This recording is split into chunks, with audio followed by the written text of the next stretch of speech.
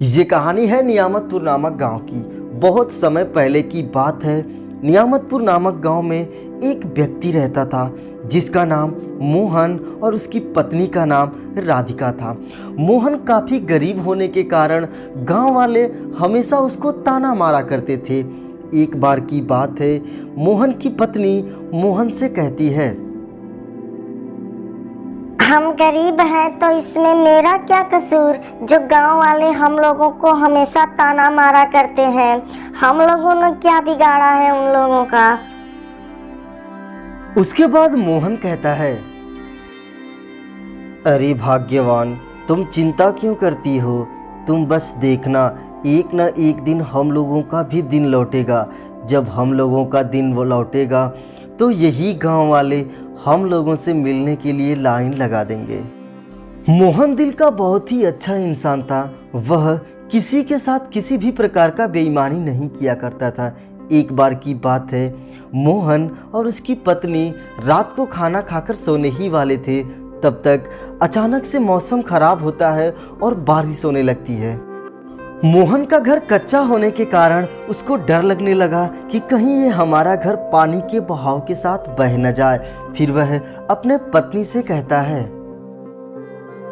चलो बगल में मेरे भाई का पक्का मकान है, आज की रात वहीं पर बिताते हैं। फिर मोहन अपने पत्नी को लेकर अपने भाई किशन लाल के घर चला जाता है। किशन लाल के घर पहुंचकर आवाज लगाता है, किशन लाल, अरे ओ मेरे भाई किशन लाल, अरे कहाँ हो? उसके बाद किशन लाल आता है और कहता है, अरे मोहन, तुम अचानक इतनी रात को यहाँ कैसे आना हुआ? क्या दिक्कत है तुमको कि इतनी रात को यहाँ आना पड़ गया? उसके बाद मोहन अपनी सारी दिक्कतें बताता है और कहता है, अरे भाई, तुमको तो पता ही है कि मेरा घर कच्चा है। बाहर बारिश बहुत तेज़ हो रही है, इसलिए बारिश का सारा पानी मेरे घर में भर गया है। मैं सोचा हूँ कि आज की रात यहीं बिता लूँ और कल सुबह होते ही मैं अपनी व्यवस्था कर लूँगा। ये सब बात सुनकर उसका भाई किशन लाल कहता है, अरे नहीं नहीं, माफ़ कर दो मुझे, मेरे घर में जगह नहीं है तुम लोगों को रहने के लिए। अगर मैं रख भी लिया तो मेरी बीवी मुझे बोलेगी। उसके बाद मोहन और उसकी पत्नी वापस अपने घर में आ जाते हैं। किसी तरह रात गुजरती है और सुबह होती है। उसके अगले दिन ही बगल के गांव में एक बहुत बड़ा मेला का आयोजन किया जाता है, जिसमें शहर से बहुत बड़े बड़े व्यापारी आते हैं। मेला कई दिनों तक चलता है। जब वह मेला संपन्न होता है तो सभी व्यापारी वापस शहर में जाने लगते हैं। उन्हीं सब व्यापारियों में से एक व्यापारी शहर का रास्ता भटककर गांव की तरफ जाने लगता है।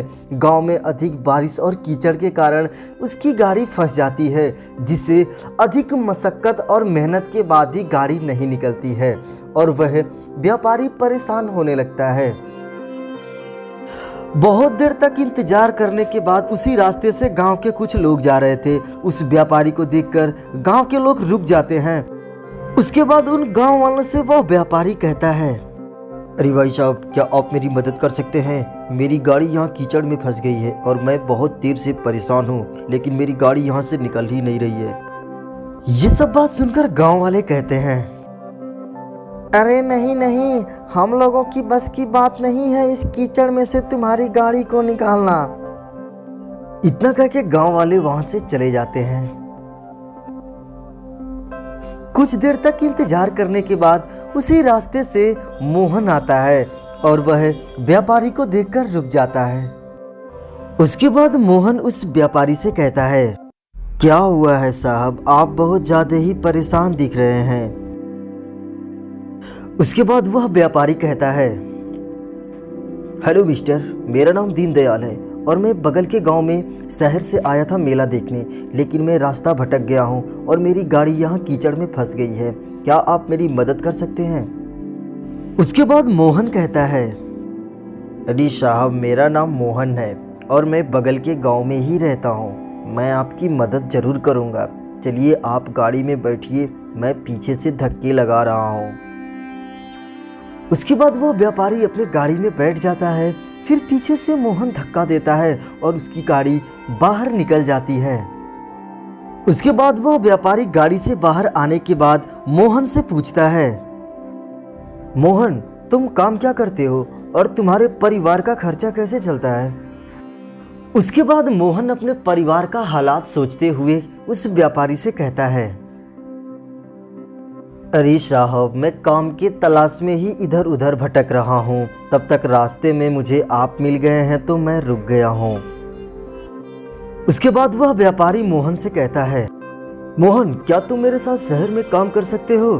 शहर में मेरा बहुत बड़ा बिजनेस चलता है जिसमें तुम्हारे ही जैसे मुझे ईमानदार और मेहनती लोगों की ज़रूरत है। उसके बाद मोहन बहुत ज़्यादा ही खुश होता है और उस व्यापारी से कहता है, अरे हाँ क्यों नहीं साहब, मुझे काम की बहुत ज़्यादा ही ज़रूरत है, मैं चलूँगा आपके साथ शहर में काम करने। उसके बाद मोहन उस व्यापारी के गाड़ी में बैठ जाता है और उसको अपने घर लेकर आता है।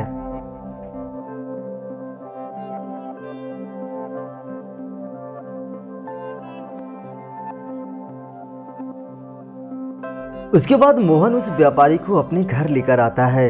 घर लाके अच्छे से खातिरदारी और सेवा पानी करता है जिससे वह व्यापारी बहुत ज़्यादा ही खुश होता है।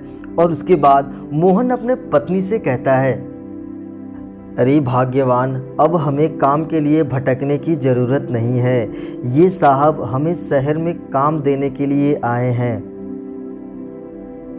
उसके बाद वह व्यापारी मोहन से कहता है, तुम लोग अपना कुछ ज़रूरती सामान समेट कर रख लेना, मैं अगले 3 दिन बाद आऊँगा और तुम दोनों को शहर लेकर चला जाऊँगा। इतना कह के वह व्यापारी वापस शहर में चला जाता है। इधर मोहन और उसकी पत्नी ये बात सभी गांव वालों को बताते हैं, लेकिन इनकी बातों पे कोई भी विश्वास नहीं करता है। फिर एक दिन ऐसा होता है कि एक कार गांव में आती है और मोहन के घर के सामने खड़ी हो जाती है। मोहन और उसकी पत्नी दोनों उस कार में बैठकर निकल पड़ते हैं और सभी गांव वाले देखते ही रह जाते हैं।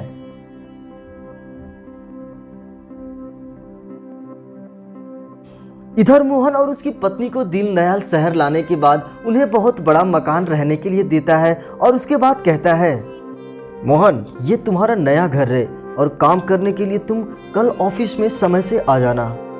इधर दीनदयाल मोहन को काम करने का सारा तरीका समझा देता है और उसके अगले दिन से मोहन अपने काम पे लग जाता है। मोहन काम को ईमानदारी पूर्वक करने लगता है। इधर मोहन के आने से दीनदयाल के व्यापार में बहुत ज़्यादा ही फायदे होने लगते हैं। एक दिन मोहन को अपने ऑफिस में बुलाकर दीनदयाल कहता है, मोहन तुम्हारे आने से हमारे व्यापार में बहुत ज़्यादा मुनाफा हुआ है। इधर गांव वालों की चिंता बढ़ने लगती है। मोहन से मिलने के लिए शहर जाने लगते हैं। इधर गांव वाले मोहन का बड़ा मकान देखकर दंग रह जाते हैं। मोहन के पास जाते हैं और मोहन उन गांव वालों का अच्छे से सेवा पानी खातिरदारी करता है। उसके बाद मोहन गांव वालों से कहता है, और बताओ मेरे भाइयों, गांव का क्या हाल चाल है? उसके बाद गांव वाले कहते हैं, मोहन हम लोगों को माफ़ कर दो, हम लोगों ने बहुत तुम्हें भला बुरा कहा है। मोहन गांव वालों की बातों को कभी बुरा नहीं मानता था, इसलिए वह अपने मेहनत और ईमानदारी से उसे सारा चीज़ मिलने लगा जिसे कि उसे ज़रूरत होती थी। ये चीज़ देखकर गांव वाले सभी एक एक करके मोहन से मिलने आने लगे। ये चीज़ देखकर मोहन और उसकी पत्नी बहुत ज़्यादा खुश होने लगे और वह अपनी ज़िंदगी मौज में बिताने लगते हैं।